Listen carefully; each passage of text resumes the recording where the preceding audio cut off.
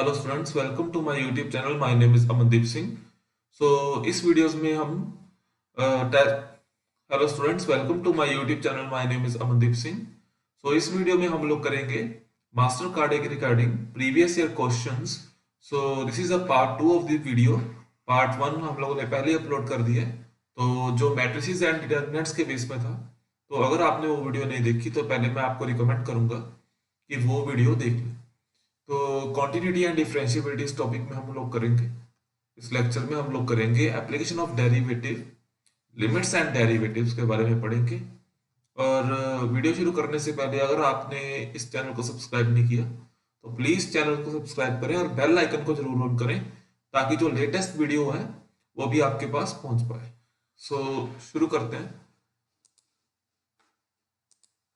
जो सबसे पहला क्वेश्चन है वो सेट के बेस में है। If A is a 1, 2, 3, 4, 5, if A has a 1, 2, 3, 4, 5 elements and B has a 2, 3, 6, 7 elements, then the number of elements in A Cartesian B and B Cartesian A, इन दोनों की इंटरसेक्शन है, इसमें number of element कितने होंगे। ठीक है, तो Cartesian का मतलब क्या होता है? कार्टेशियन का मतलब सबसे पहले अगर मैं कार्टेशियन की बात करूं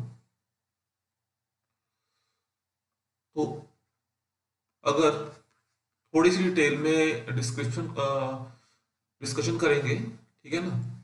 तो अगर x मेरा एलिमेंट है कोई भी और y कोई भी एलिमेंट है, where x belongs to a and y belongs to b, तो इस टाइप के एलिमेंट कार्टेशियन प्रोडक्ट में आएंगे। और जो x y है वो y x के इक्वल नहीं हो सकता अगर एलिमेंट फिक्स ही सेट से लिए हो। ठीक है ना, ये जरूरी नहीं है कि इक्वल हो। तो मैंने इस क्वेश्चन में ये देखना है कि कितने नंबर ऑफ एलिमेंट होंगे इसके इंटरसेक्शन में। अगर मैं इंटरसेक्शन, पहले मैं कार्टेशियन प्रोडक्ट की या कार्टेशियन एलिमेंट्स की बात करूं, तो अगर मैंने इसकी इंटरसेक्शन भी फाइंड करनी है, मैंने मतलब कॉमन एलिमेंट फाइंड करने हैं, यानी कि मैंने ये देखना है कि ए क्रॉस बी और बी क्रॉस ए में कौन कौन से एलिमेंट इक्वल होंगे। यानी कि मैंने ये देखना है कि ए क्रॉस बी और बी क्रॉस ए सेट में कौन कौन से एलिमेंट इक्वल होंगे। ठीक है ना, तो मैं डेफिनेटली क्या देखूंगा कि ए और बी में कौन कौन से एलिमेंट सेम है, डेफिनेटली वही सेम प्रोडक्ट बनाएंगे। अगर मैं देखूं कि जैसे सपोज करो कि ए के साथ एलिमेंट मेरा 1 और 2 टाइप बनेगा, तो बी के साथ अगर मैं बी ए की बात करूं, बी क्रॉस ए की बात करूं, तो मेरा एलिमेंट 1 और 2 टाइप तो बन ही नहीं सकता, बिकॉज यहाँ तो 1 है नहीं, है ना। तो मतलब ऐसे ऐसे क्वेश्चंस में ऐसे आपने ईच एलिमेंट्स को बना के फिर उसके बाद इंटरसेक्शन इंटरसेक्शन निकाल के टाइम वेस्ट नहीं करना। पहले आपने ये देखना है कि कौन से एलिमेंट मैच है। तो 2 3 यहाँ भी है और 2 3 यहाँ भी है, तो इसमें कोई मैचिंग हो सकती है, अदरवाइज कोई और एलिमेंट्स में मैचिंग नहीं हो सकती। तो 2 3 और 2 3 टाइप्स के कौन कौन से एलिमेंट बन सकते हैं? तो ऐसा हो सकता है कि मैं ए से 2 ले लूँ और बी से भी 2 हो, या तो ऐसा कि ए से 3 ले लूँ बी से भी 3 हो, या तो ऐसा ए से 2 ले लूँ बी से 3 हो, या तो ऐसा 3 बी से 3 ले लूँ ए से 2 हो। ठीक है, तो सिमिलरली मतलब इसके रिगार्डिंग भी ऐसे ही 4 एलिमेंट बी में भी डेफिनेटली होंगे, है ना, बिकॉज दोनों मैचिंग है। तो यही 4 एलिमेंट जो हैं वो इंटरसेक्शन में आएंगे और कॉमन आएंगे। ठीक है, आई होप ये आपको समझ आया क्वेश्चन। तो इसका जो आंसर होगा वो 4 होगा। ठीक है ना, मीन्स ऑप्शन है। अगर कोई भी आपको डाउट होता है तो आप डेफिनेटली कमेंट सेक्शन में कमेंट करेंगे और डेफिनेटली उस चीज का रिप्लाई आपको जरूर मिलेगा। ठीक है ना, तो ओके।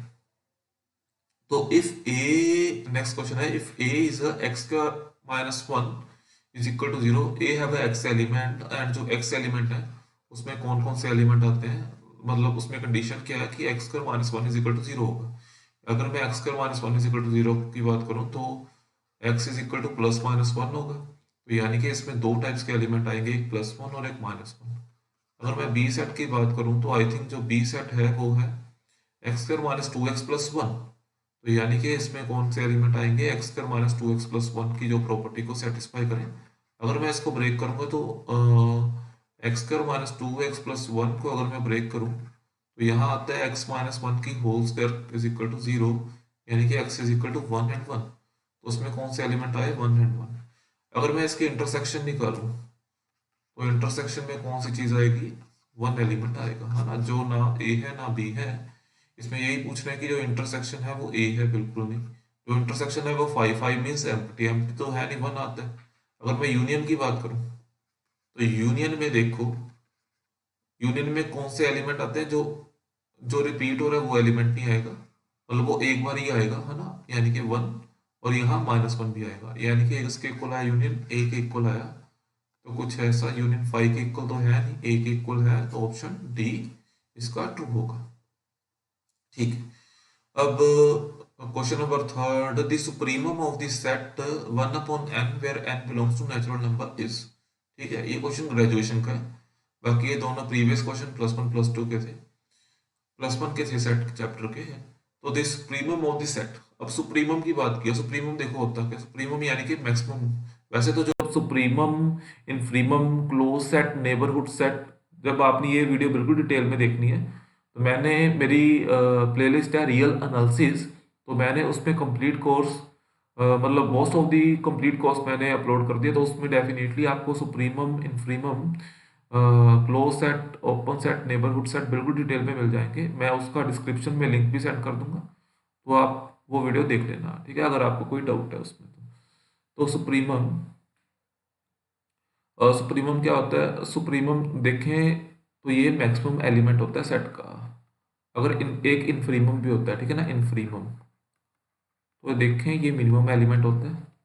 अगर सेट बाउंडेड हो, अगर सेट बाउंडेड हो तो सुप्रीमम एंड इनफीमम सेट के बीच में ही आएंगे, मतलब सेट में ही होंगे, अदरवाइज सेट में ही होंगे, है ना, ये सेट में ही होंगे। अदरवाइज जब बाउंडेड ना हो सेट, जब सेट नॉट बाउंडेड हुआ, ठीक है ना, बाउंडेड यानी कि उसकी लिमिट हो, है ना, उसके उसके मीन्स साइड में दीवार हो, है ना, मतलब कुछ ऐसे बोलते हैं एलिमेंट्स की।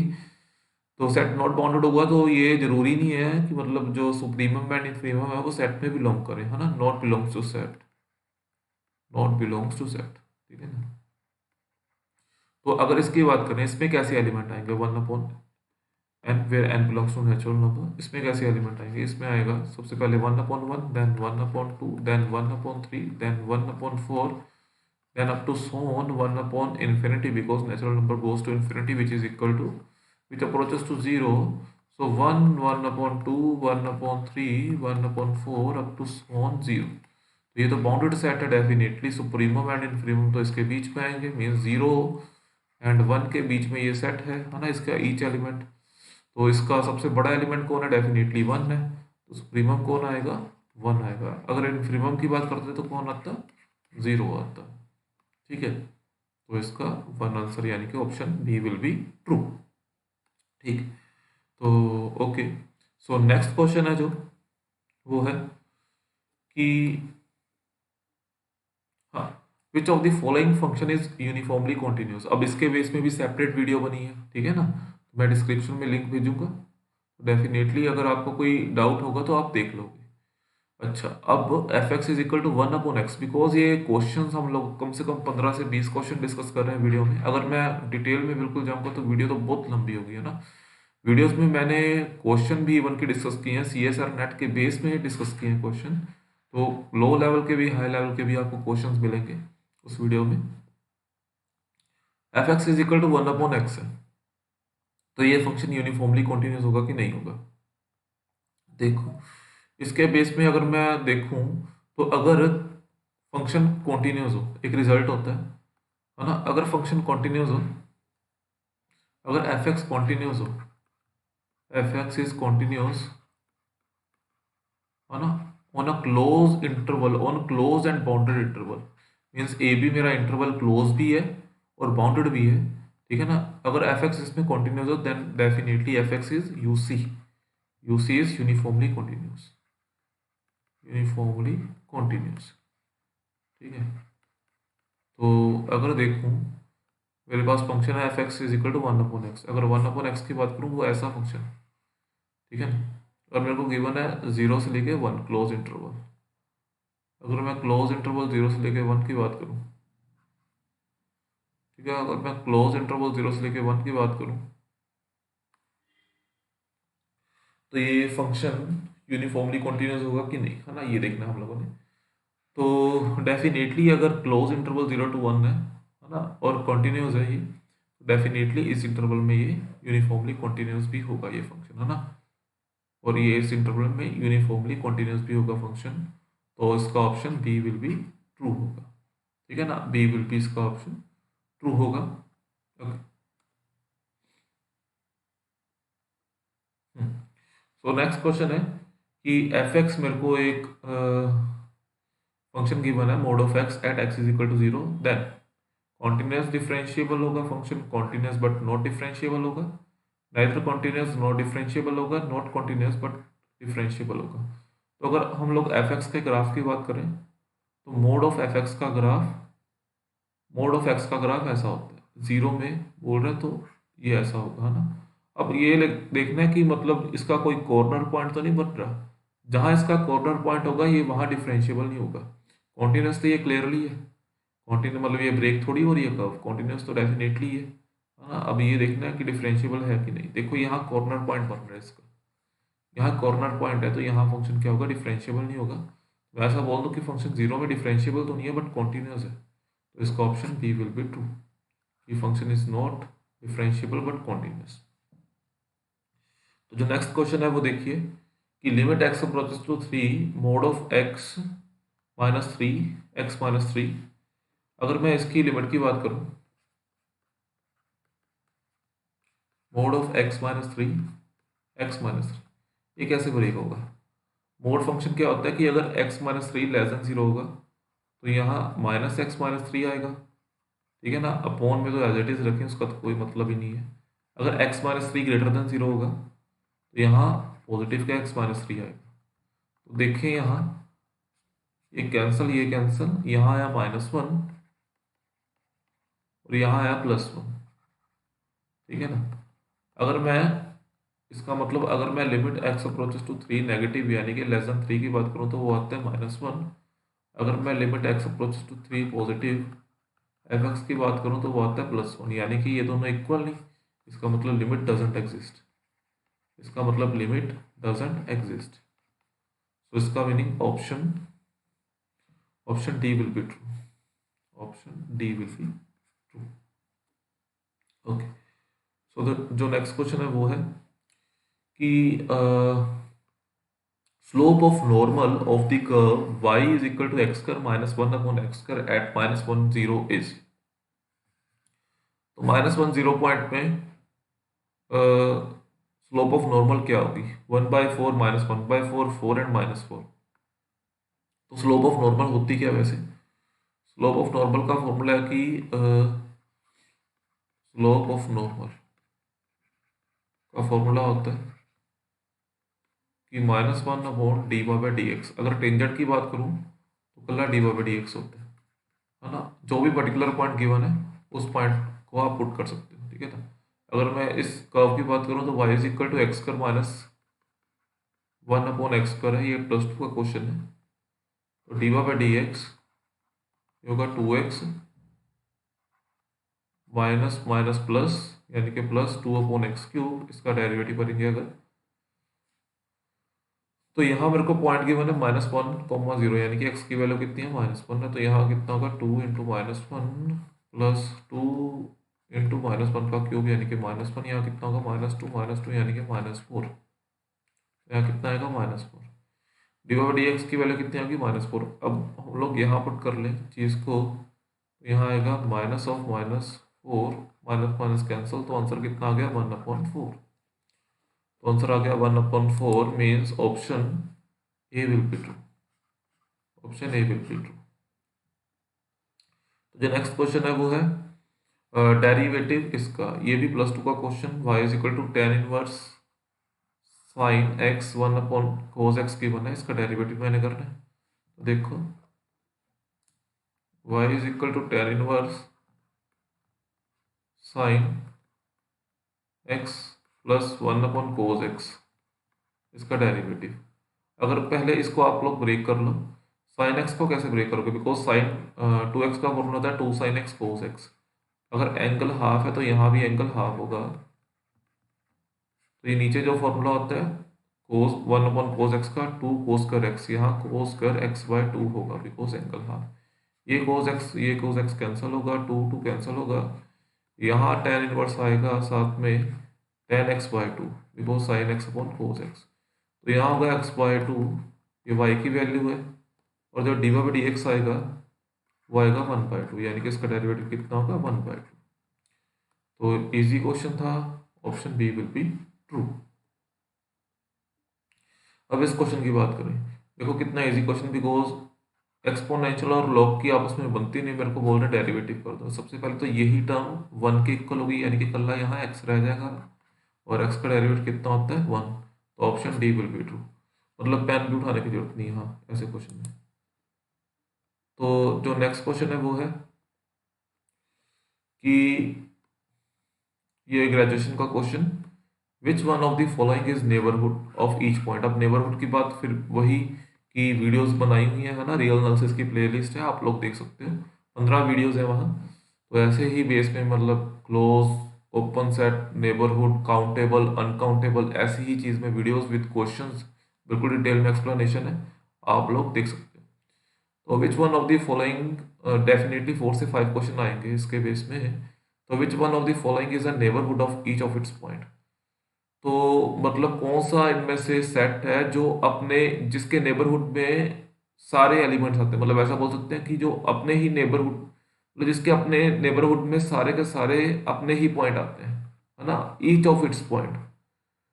Which one of the following is a neighbourhood of each of its point, ठीक है ना, जो अपने ही पॉइंट की नेबरहुड है, वो एलिमेंट्स के बारे में बता दो।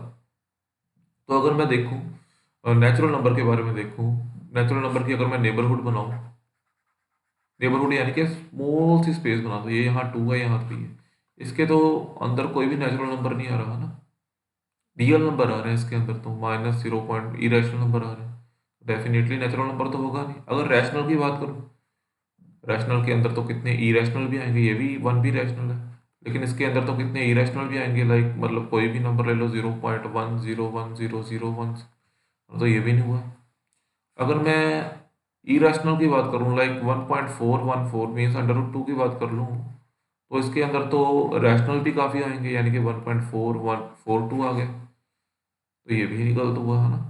तो जो बचा real number, because real number में इस टाइप के नंबर होते हैं, रैशनल एंड इरेशनल नंबर, तो रियल नंबर ही अपने सारे पॉइंट्स की नेबरहुड है, ठीक है।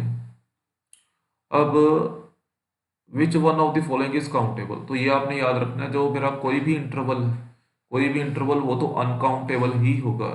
डिटेल में मतलब डिटेल में वीडियोस गिवन है, डिस्क्रिप्शन में लिंक सेंड कर दूंगा, तो आप लोग देख लेना।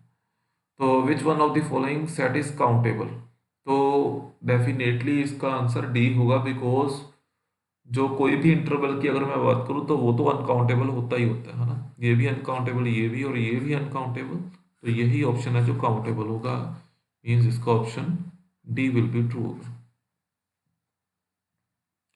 तो which one of the following is compact, compact भी वीडियोस बनी हुई है, तो देख डिस्क्रिप्शन में लिंक सेंड कर दूंगा। Which one of the following set is compact, compact की बात करें तो आप लोगों ने देखना है क्लोज्ड प्लस बाउंडेड, अगर कोई भी इंटरवल क्लोज प्लस बाउंडेड है वो क्या होगा, कॉम्पैक्ट होगा, तो option D will be true because it is close and bounded. Interval तो ऑलवेज बाउंडेड होता है, ये क्लोज है। अच्छा, तो अब देखें ये +2 बेस क्वेश्चन, इसका डेरिवेटिव क्या होगा। अगर इसका डेरिवेटिव देखूं मैं, साइन इनवर्स एक्स ऐसे खुलता है 1 माइनस कोस कर एक्स, और कोस एक्स का डेरिवेटिव कितना होता है sine x minus sine x, तो यहाँ कितना हो गया minus sine x divide by 1 minus cos square x, means sine square x, और रूट से साइन बाहर आएगा तो साइन ही होगा, इसका डेरिवेटिव, इसका मतलब कितना आ गया -1 आया, तो इसका डेरिवेटिव कितना हुआ, सॉरी इसका डेरिवेटिव -1 आया, तो option A will be true. So जो नेक्स्ट है, कहते हैं differential coefficient of x6 with respect to x3, differential coefficient यानी कि इसका डेरिवेटिव बता दो x6 का विद रिस्पेक्ट टू x3। इसमें कुछ नहीं है, पहले x6 का डेरिवेटिव कर लो, उसका होगा 6x⁵, फिर x³ का कर दो, फिर होगा 3x²। पहले मैं विद रिस्पेक्ट टू x करता था, अब विद रिस्पेक्ट टू x³ है, देयरफॉर इसको डिवाइड करूंगा, तो ये आएगा 2, ये आएगा क्यूब, यानी कि 2x³ विल बी आंसर। ऐसा क्वेश्चन +2 में किया हुआ है, तो option C will be true. अब मैंने देखो ये क्वेश्चन कि the distance S of a particle at a time T, where S मेरे को गिवन है, ये डिस्टेंस है मतलब टाइम टी पे, इट एक्सेलेरेशन वैनिशेस, अगर एक्सेलेरेशन जीरो होती है तो टी की वैल्यू कितनी होगी। मैं एस की बात कर लूँ, एस मेरे को गिवन है T cube minus 6t square minus 4t minus 8।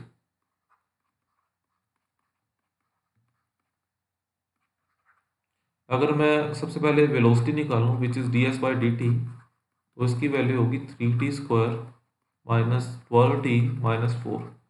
उसके बाद एक्सेलरेशन निकालूं which is D we by D T, तो वो वैल्यू होगी 60 माइनस 12। एप्लीकेशन ऑफ डेरिवेटिव के बेस से है क्वेश्चन। अगर मैं इसको वैनिश करूं यानी कि ज़ीरो रखूं, तो जो वैल्यू होगी टी की वो होगी 12/6 यानी कि 2। तो इजी क्वेश्चन, जो वैल्यू होगी 2 होगी, तो ये option B will be true. जो नेक्स्ट क्वेश्चन है वो है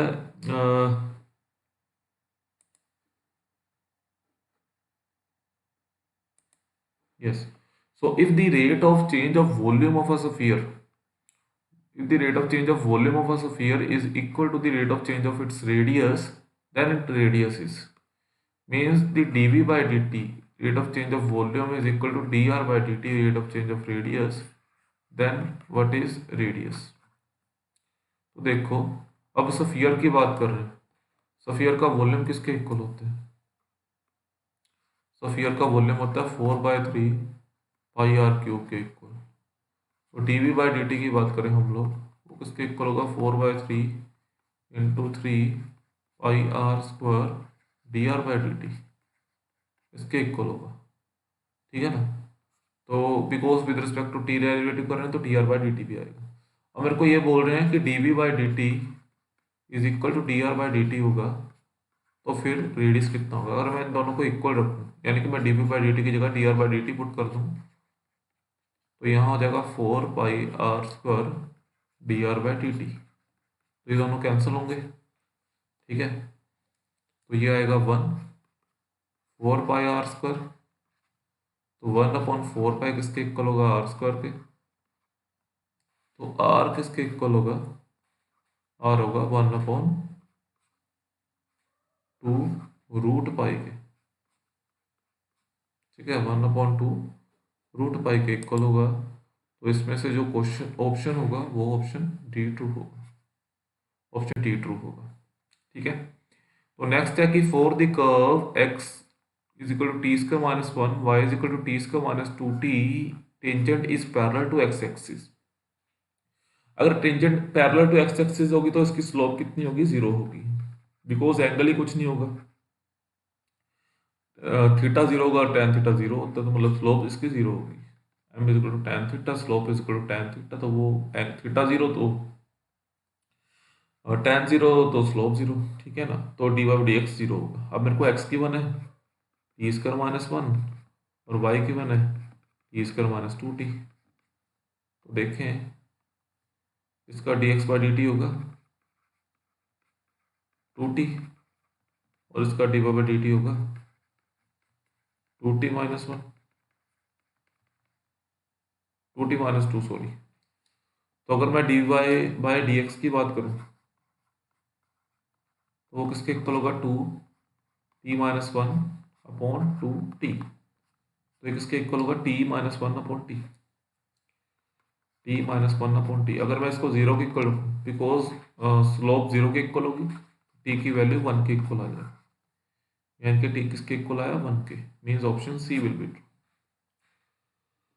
तो नेक्स्ट क्वेश्चन जो है वो बोल रहे हैं मेरे को मैक्सिमम वैल्यू फाइंड करो sine X and cos X की। साइन एक्स कोज एक्स की मैंने मैक्सिमम वैल्यू फाइंड करनी है, तो मैक्सिमम वैल्यू का आपको प्रोसीजर पता है कि पहले डेरिवेटिव करो, उसको 0 के इक्वल रख के एक्स की वैल्यू निकालो, जो भी एक्स की वैल्यू आएगी उसको डबल डेरिवेटिव में पुट करो, अगर लेस देन 0 हो तो मैक्सिमम आएगी, अगर ग्रेटर देन 0 हो तो मिनिमम आएगी। यही x की वैल्यू आप लोग y में पुट करके उसकी मैक्सिमम वैल्यू निकाल दो। तो हम लोग भी कुछ ऐसा ही करेंगे। तो y की वैल्यू मेरे को गिवन है sin x और cos x का मल्टीपल। तो पहले मैं इसको 2 से मल्टीप्लाई और 2 से डिवाइड करके sin 2x बना लेता हूँ ताकि कैलकुलेशन ईजी हो। तो इसका सिंगल डेरिवेटिव निकालूंगा, ये होगा cos 2x, 2 से मल्टीप्लाई, क्योंकि डेरिवेटिव का एंगल का भी डेरिवेटिव होगा तो कितना आ गया cos 2x। अब इसको 0 के इक्वल रख के x की वैल्यू निकाल दें। 2x इज इक्वल टू पाई/2, तो x इज इक्वल टू पाई/4, cos पाई/2 0 होता है, तो x इज इक्वल टू पाई/4। अब डबल डेरिवेटिव करके देखते हैं कि हाँ इसकी वैल्यू 0 आ रही है। तो यहाँ तक cos 2x आया, यहाँ आएगा -2 sin 2x। अगर मैं वैल्यू पुट करूँ तो इसकी वैल्यू आएगी sin 2 पाई/4, तो इसकी वैल्यू आएगी -2 sin पाई/2 which is equal to -2 which is less than 0 means maximum. अगर इसकी वैल्यू मैक्सिमम आई तो यही तो वैल्यू चाहिए थी हम लोग को। अब हम यहाँ वैल्यू पुट करके इसकी ओरिजिनल वैल्यू निकाल लेते हैं। sin 2 इंटू पाई/4 डिवाइड बाय 2, तो ये हो गया sin पाई/2 इन अपॉन 2, तो इसका आंसर है 1/2।